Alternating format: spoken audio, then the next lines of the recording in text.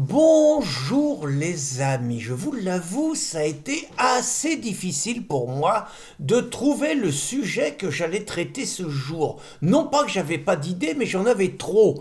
Vous voyez, j'avais envie de traiter par exemple la pétition sur la non-mixité dans les wagons qui est impulsée suite à une tentative de viol d'une jeune brésilienne de 26 ans dans un wagon de RER français. Et j'avais envie de réagir, non pas que j'ai pas envie que les jeunes femmes soient agressées et tout, mais d'abord la propagande c'est de montrer que c'est toujours des blancs qui agressent des diversités. Or tout le monde sait que dans la réalité, dans la vraie vie, c'est le contraire.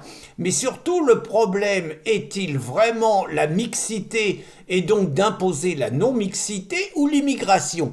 Il me semble avoir l'immigration africaine. Il me semble avoir vécu dans une période où les hommes et les femmes étaient capables de cohabiter paisiblement et harmonieusement dans les wagons, dans le métro, dans le train et tout. Bon, peut-être qu'il y avait de temps en temps, ça se frottait un peu. Bon, ça c'est, on est les uns sur les autres comme des sardines. Mais enfin, c'était l'exception, ça se passait bien. Et puis, bah, si on écoute leur logique, mettre les femmes toute seule, comment on va faire pour empêcher des mecs de monter? C'est quand même la première question. Je vais pas tourner ça à la dérision sur les hommes en Rome et les femmes à barbe, hein. On va faire du sérieux.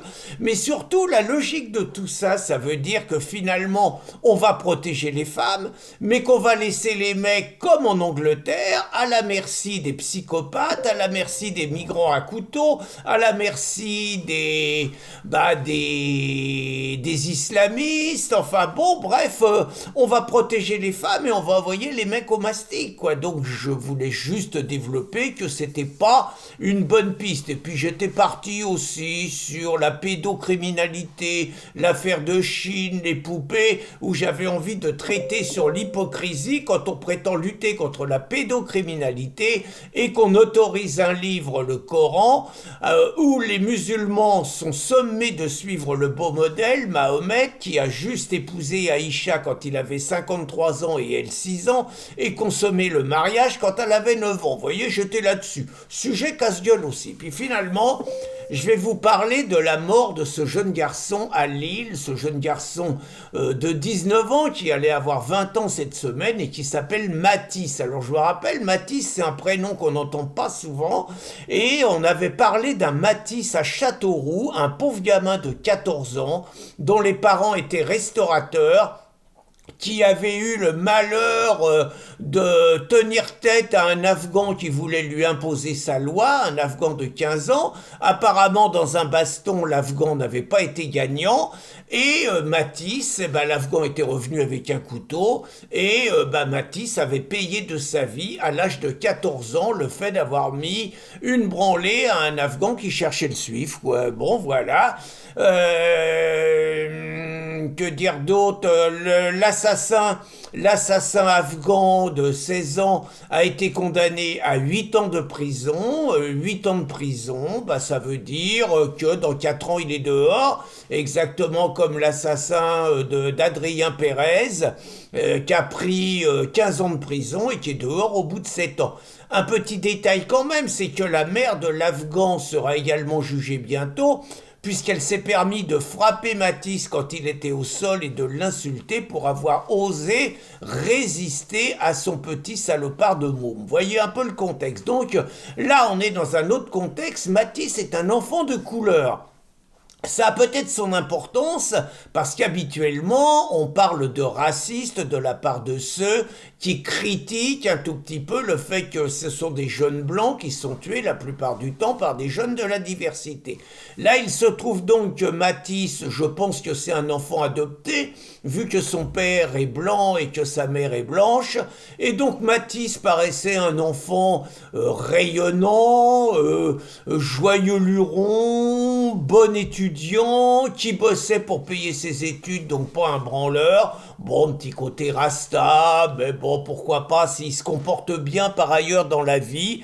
Et puis, bah, le pauvre gamin, la malchance, il est dans les rues de Lille et il y a une racaille multirécidiviste, un Naël Merzoug bis dans un contexte différent. Le mec est sous protoxyde d'azote et tout, et évidemment, il fuit les flics et il percute le malheureux Matisse, qui est projeté contre un arbre et qui décède sur le coup. Le môme allait fêter ses 20 ans l'année prochaine. Ça me parle d'autant plus que j'ai un petit-fils qui va fêter ses 20 ans dans quelques semaines et que forcément, quand vous voyez un jeune Français de 20 ans qui disparaît, vous ne pouvez pas ne pas penser que vous avez, vous aussi, des enfants et des petits-enfants à qui ça peut arriver à tout moment.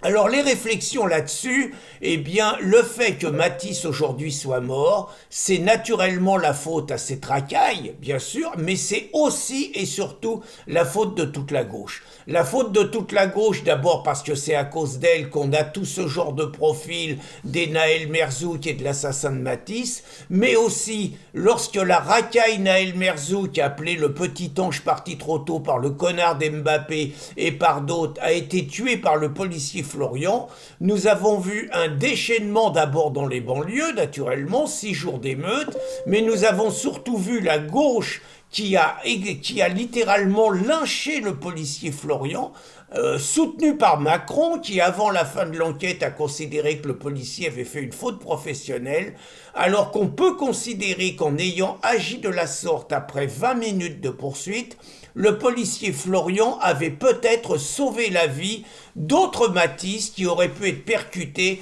par un assassin en puissance comme ce Naël Merzouk et comme donc l'a été Matisse à Lille. Alors c'est d'autant plus scandaleux qu'on se rappelle qu'ensuite le policier Florian a fait 5 mois de prison.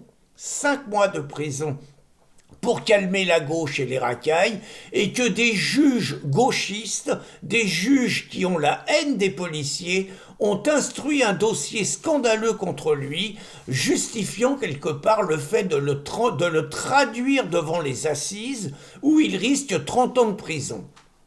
C'est naturellement le quitus donné à tout le discours anti-flic, et c'est à cause de tous ces salopards de gauche qui non seulement nous ont imposé l'immigration africaine et musulmane, mais en plus qui intimident tellement les policiers que les policiers finalement n'osent plus tirer et n'osent plus remplir leur fonction de protection de la population, parce qu'ils savent que d'abord ils vont être mis en garde à vue de façon humiliante, et ça c'est vraiment un scandale de la loi française, mais qu'en plus ils peuvent tomber sur des syndicats de type juge du syndicat de la magistrature, sur des juges de type syndicat de la magistrature, qui sont capables de les coller en tôle, eux qui n'ont jamais manié une arme, en expliquant que le crime est peut-être raciste et en expliquant que c'était disproportionné par rapport à la menace.